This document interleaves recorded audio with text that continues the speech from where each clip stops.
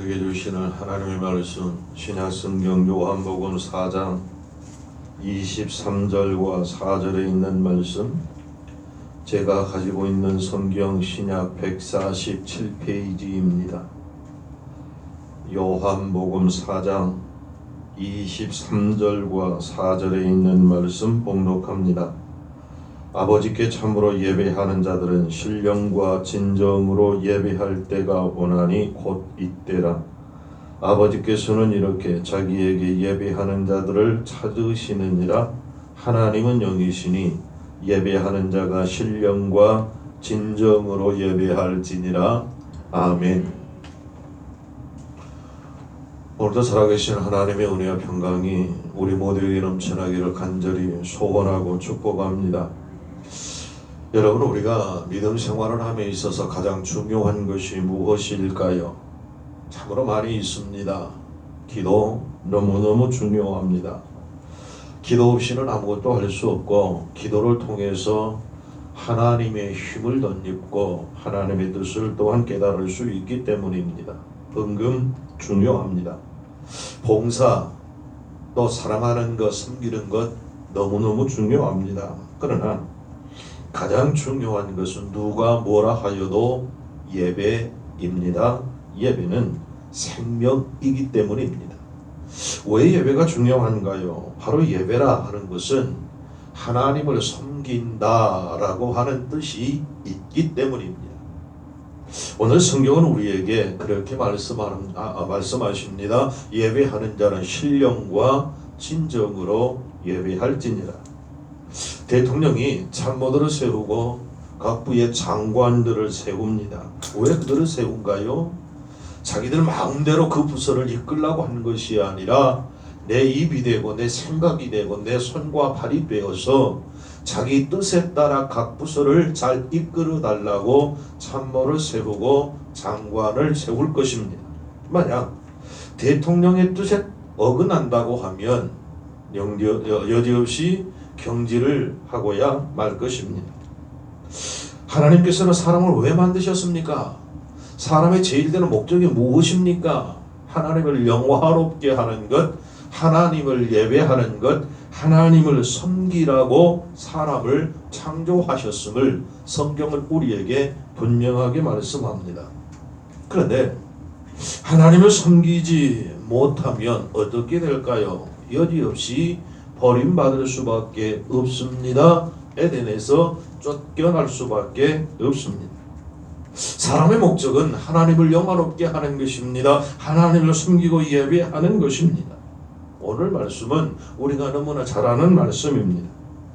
예수님께서 수가성이라고 하는 동네를 지나실 때 목이 마르셨던 모양입니다. 찾던 중에 우물을 찾으셨습니다. 그런데 그 우물 가까이 가서 보니 너무 깊어서 두리박이 없이는 기를 수가 없었습니다.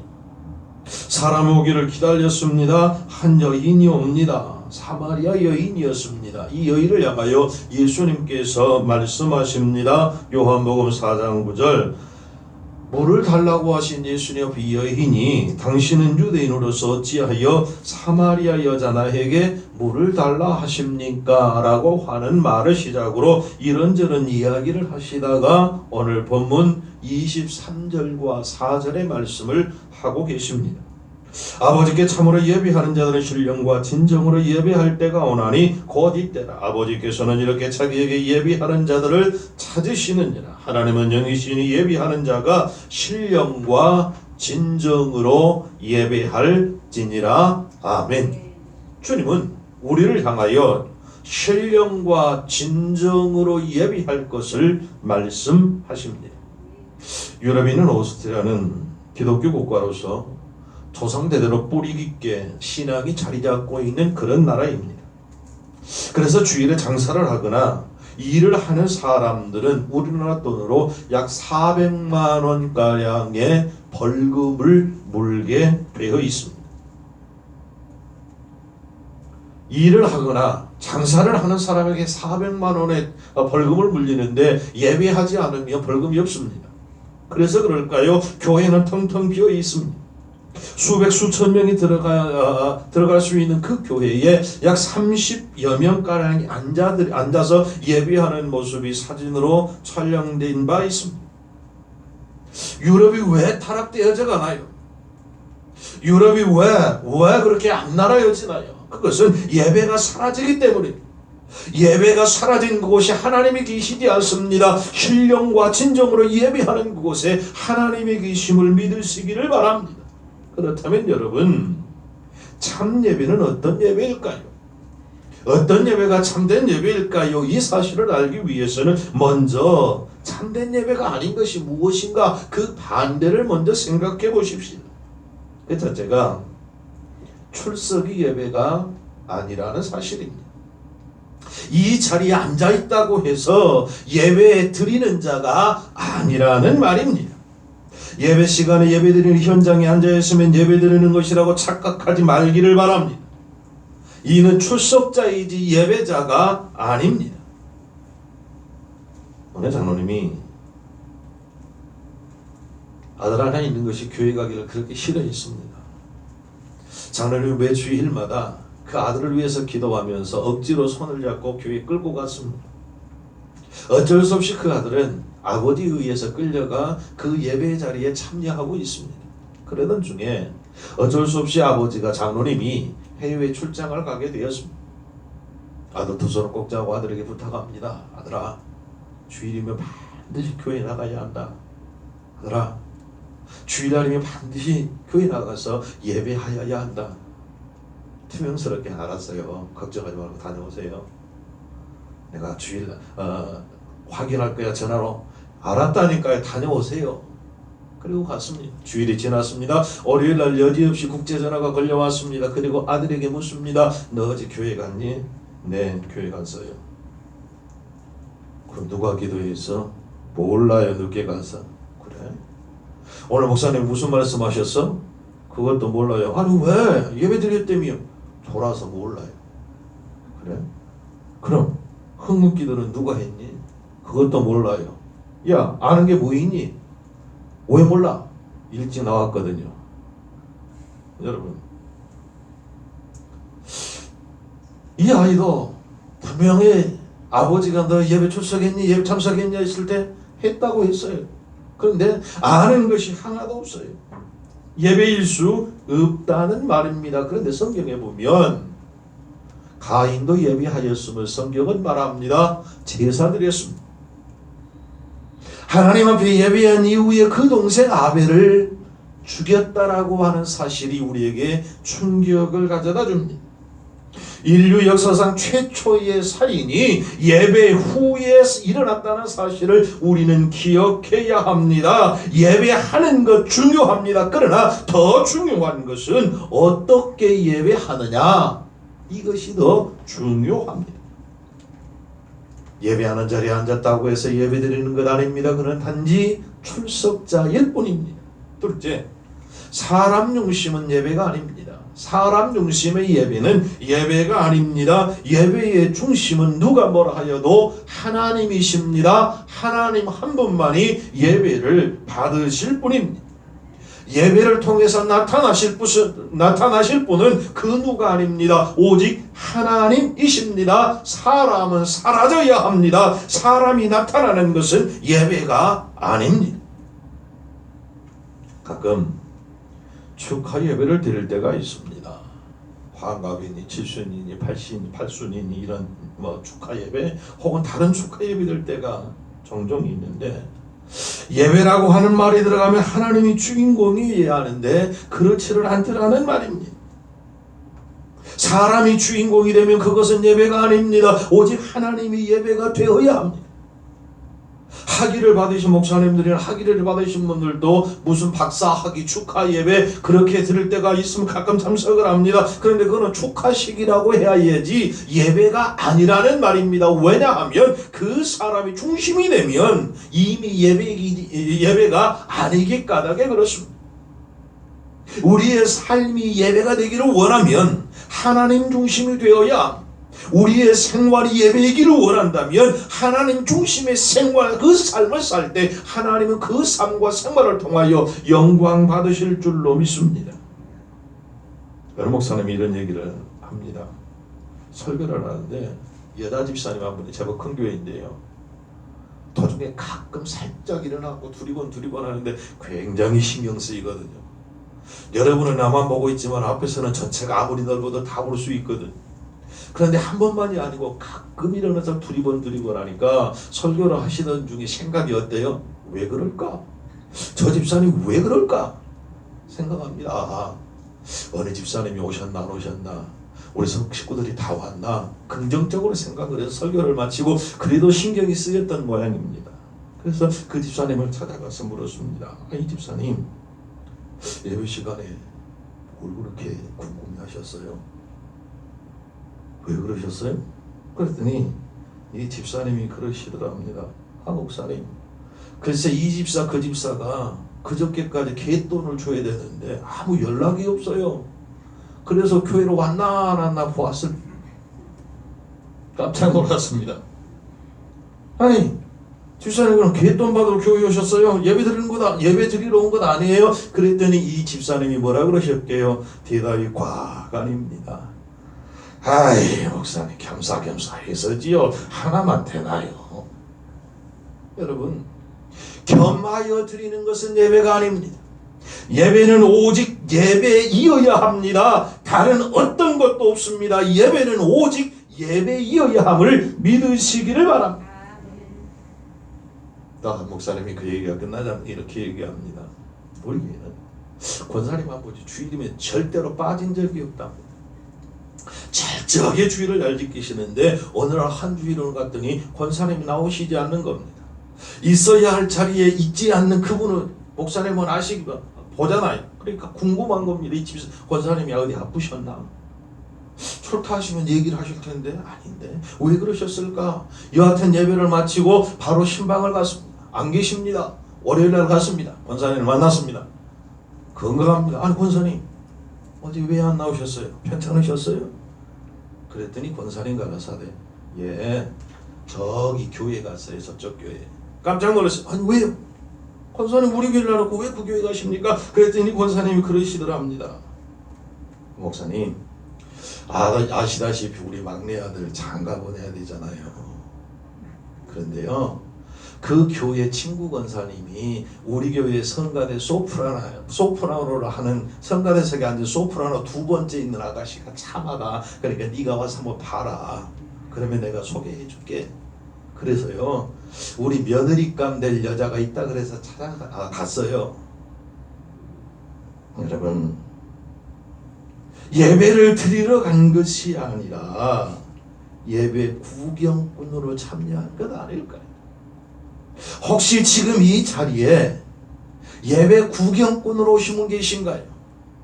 예배는 내가 재물이 되지 아니하면, 내가 예물이 되지 아니하면, 내가 살아있으면 예배일 수 없음을 꼭 기억하고 믿으시기 바랍니다. 하나님이 주인공이 되지 않는 예배는 예배가 아닙니다.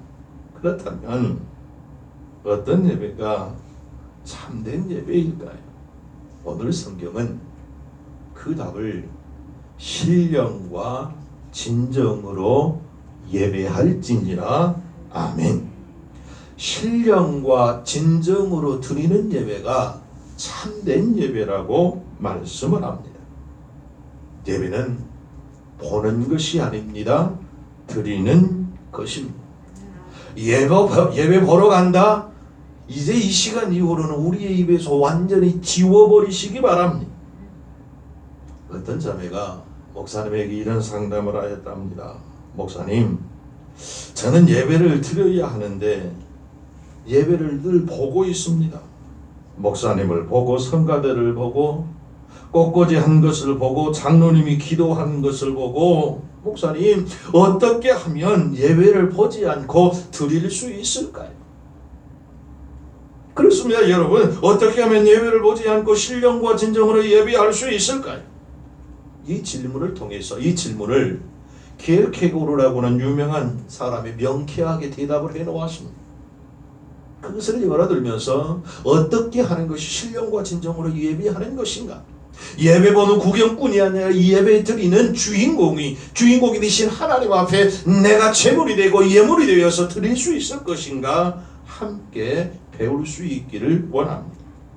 켈케골은 관객과 배우 비유를 통해서 예배를 보는 자와 드리는 자를 명확하게 구별하였습니다.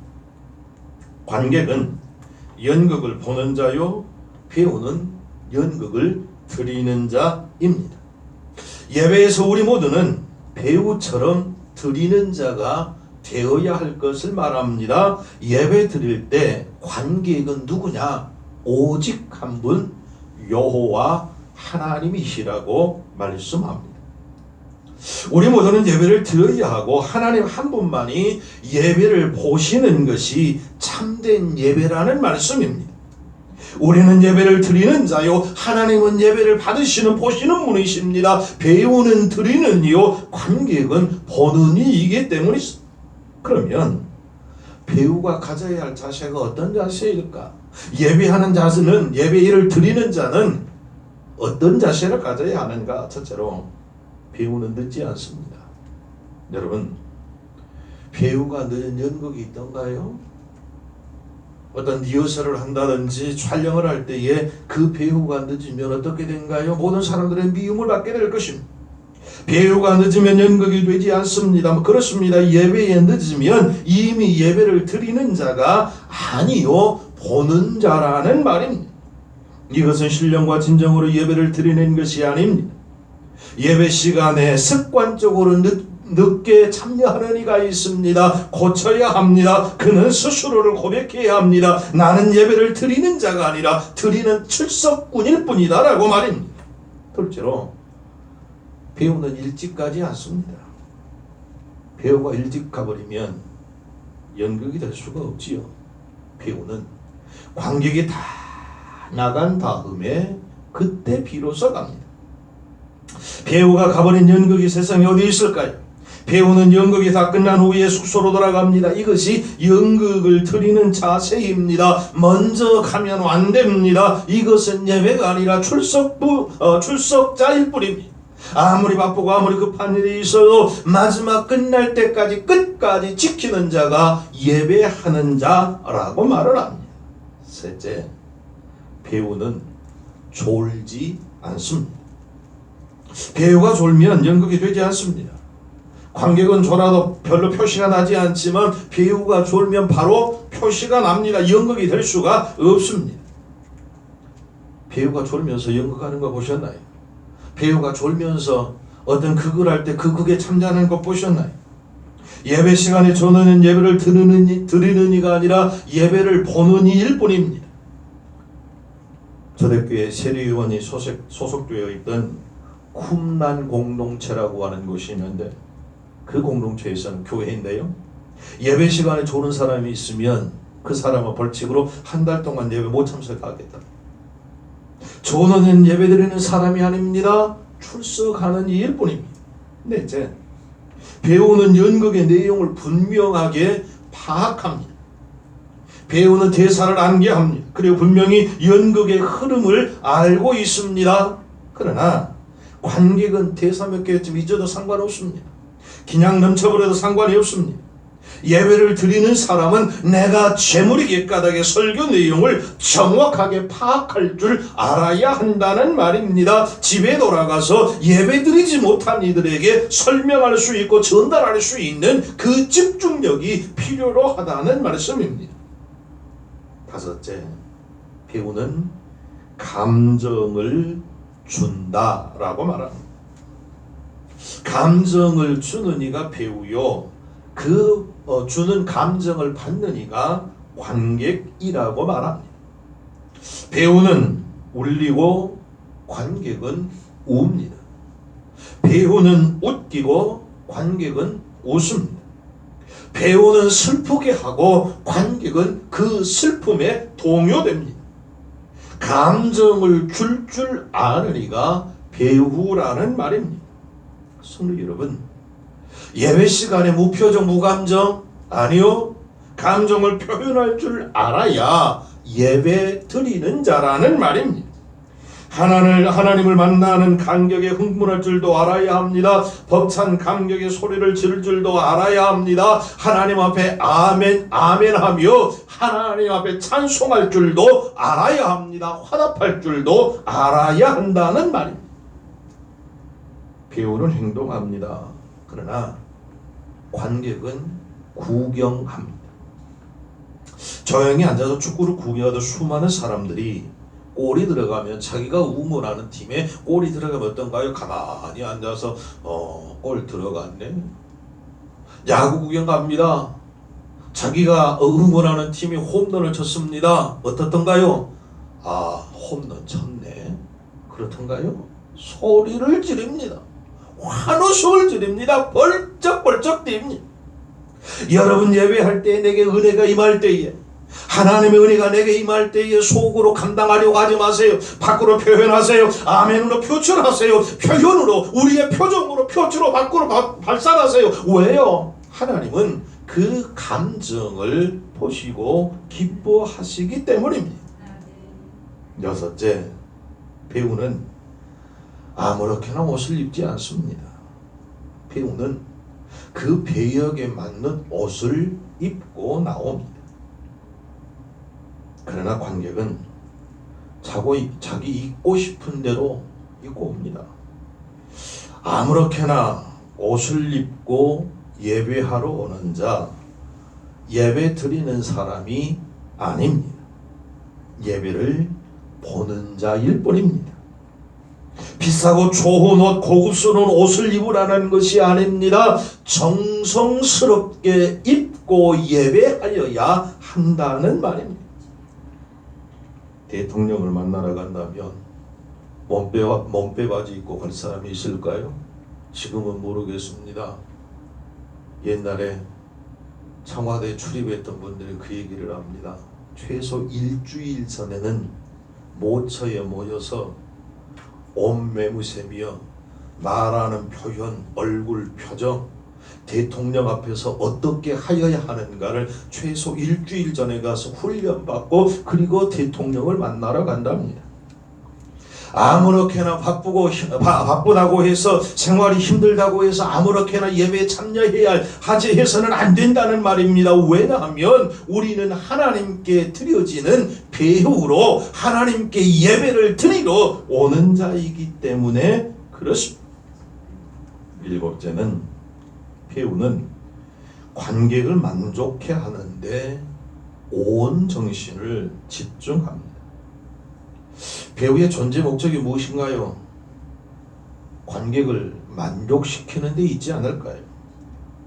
관객을 실망시키는 배우는 배우로서의 가치가 없습니다. 그러므로 그 배우의 생명이 길지 못합니다. 그러나 관객들에게 인기가 있으면 그 배우의 생명이 길게, 아무리 나이를 많이 먹었을지라도 지금도 80이 넘어서도 연기하신 분들 계시잖아요. 국민 배우라고들 말을 합니다. 그러나 관객은 배우를 통해서 만족을 얻고 싶어 합니다. 보셨을지 모르겠습니다. 제가 TV를 통해서 난타라고 하는 것을 본 기억이 있습니다. 그야말로 난타입니다. 난타가 내 표현입니다. 난장판이 난타입니다. 식당에서 일하는 듯한 사람들이 식당에 있는 온갖 기구와 도구를 가지고 나와서 지 마음대로 두들기는 겁니다. 칼을 가지고 있는 사람은 칼을 가지고 나와가지고 무와 배추를 막 두들겨 팹니다. 도마를 가지고, 방망이를 가지고, 그릇들을 가지고 깨기도 하고, 야단 찌그러뜨기가 야단입니다. 그것을 보면서 속에 있는 울분을 다 관객들이 토해냅니다. 스트레스를 모두 시원스럽게 풀어냅니다. 모두가 다 깔깔거리며 웃습니다. 통쾌하게 나옵니다. 그래서 한동안은 그 난타 연극이 매회 매진을 기록할 만큼 많은 사람들에게 인기가 있었던 듯 싶습니다. 드리는 예배는 하나님을 만족하게 하는 데에 최선을 다하여야 합니다. 드리는 예배는 드리는데 즐거워해야 합니다. 미국 크렌샨 크리스찬 교회라고 하는 교회가 있습니다. 이 크렌샨 교회는 헌금을 드리는 시간이 길기로 유명한 교회입니다. 예배 순서 중에 헌금 시간이 되면 우리처럼 이렇게 헌금함에 넣거나 그러고 또 헌금 바구니에 바로바로 넣는 것이 아니고 들고 있다가 헌금위원들이 헌금 바구니를 들고 쫙 돌면 그때 넣는 것이 아니고 헌금 시간이 되면 헌금 봉투를 들고 옆 사람과 이야기하는 겁니다. 감사 헌금을 드리는 이가 한 주간의 삶 속에서 내가 왜 이 감사 헌금을 드리는 이유를 이야기하는 겁니다. 또 그 헌금 봉투에다가 기도 제목을 넣고 이야기하는 겁니다. 나는 이런저런 이유가 있고 이런저런 제목이 있는데 집사님, 권사님 기도해. 그러면 거기서 간단하게 손을 잡고 그 기도 제목을 갖고 기도하고 감사의 조건을 공유하면서 함께 기뻐하고 행복해하는 것입니다. 헌금위원들이 헌금을 다 거두어가지고 앞에 오면 헌금위원들끼리 서로 못 들은 이야기들이 있잖아요. 이 집사는 이렇고 그 집사는 그렇고 그래서 이렇게 살았대, 이렇게 헌금했대, 이렇게 감사한대, 이런 기쁨이 있대, 이런 축복을 받았대, 이런 은혜를 나눴대. 서로 함께 나누면서 헌금위원들끼리 또 기도하고 그리고 강단에 올려지면 목사님이 또 기도한다. 길 때는 30분. 예배를 드리러 온 사람들은 그 시간에 그렇게 촉박해 하지 않더라는 말입니다. 드릴 수 있음에 감사하고 드릴 수 있음에 즐겁고 평안해하고 행복해 하더라는 말입니다. 그런데 우리나라 성도들은 우리 식구들 말고 예배를 드리러 오는 것이 아니라 오면서부터 받으려고 옵니다. 오늘 하나님께 예배 드리러 가는 것이 아니라 오늘 하나님께 은혜 받으러 간다라고 말합니다. 여러분, 예배는 받으러 오는 것이 아니라 드리러 가는 것입니다. 드릴 때 하나님이 주시지 받으러 갔더니 주시는 것이 아니더라는 말입니다. 이제 오실 때 은혜를 받으러 오는 자가 아니라 예배 드리러 오는 믿음이 있기를 소원합니다. 하나님께 드리러 온다는 마음으로 우리의 마음이 바뀔 수 있기를 바랍니다. 예배의 관객이시고 예배의 주인공이신 하나님을 기쁘시게 하는 일에 우리의 온 정신을 집중해야 합니다. 목사님들이 모여서 회의를 하는데 감리교 쪽인데요. 보통 연회를 노회예요. 우리말로 하면 노회인데 2일간쯤 한답니다. 안건을 처리를 하고 그리고 그 연회 중에 노회 중에 1년 동안 돌아가신 목사님들 계시면 혹은 사모님들 계시면 유가족들을 모셔놓고 함께 초도 예배하는 시간이 있답니다. 미리 순서가 다 나가고 그 시간이 되면 유가족들이 몰려옵니다. 그때까지 회의 안건이 끝나지 않을 때가 많은데 의견이 일치가 되지 않으면 경론을 벌입니다. 국회절이 갈 정도로 살벌할 때도 있습니다. 한참 의견이 분분하고 막 할 때 이제 추도 예배 드릴 시간이 되면 유족들이 오잖아요. 그리고 오면 의장이 유족들이 다 오셨습니다. 이제 추도 예배 드려야 합니다. 정회하고 추도 예배 드린 다음에 속회하겠습니다. 그래서 추도 예배가 시작이 되고 방단이 꾸며지고 그리고 예배를 마칩니다. 유족들이 다 돌아갑니다.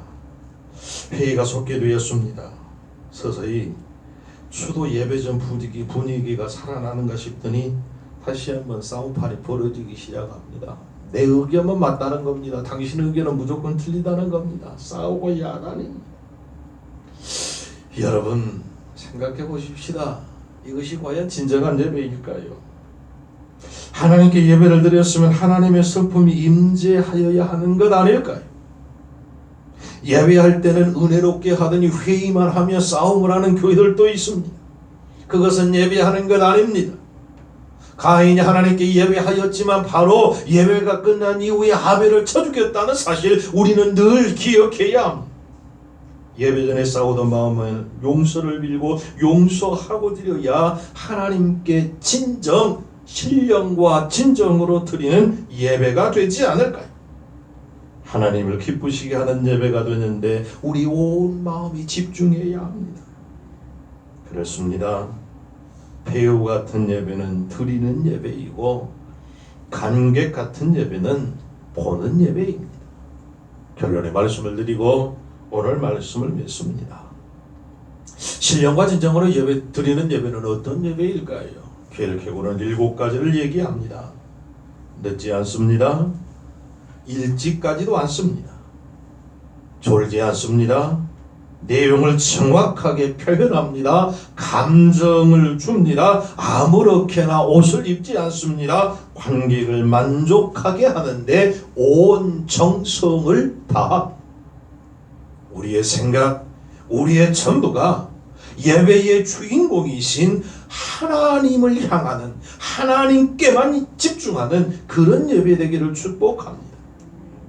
코로나19로 교회에서 예배하기가 많이 어렵습니다. 하여 집에서 영상으로 예배하는 일이 많아졌습니다.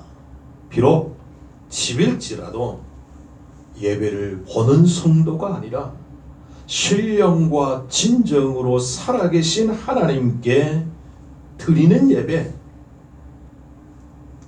복된 예배, 꼭 그렇게 드릴 수 있는 성도 되시기를 예수 그리스도의 이름으로 축복합니다. 기도하십시다. 참 좋으신 하나님 감사합니다. 예배하는 자는 신령과 진정으로 예배할지니 말씀하신 하나님, 우리 왕님 제일의 온 식구들은 마음과 뜻과 정성을 다하여 신령과 진정으로 오직 하나님께만 예배하는 예배의 승리자들 되게 하여 주시옵소서. 예수님의 이름으로 기도하옵나이다. 아멘.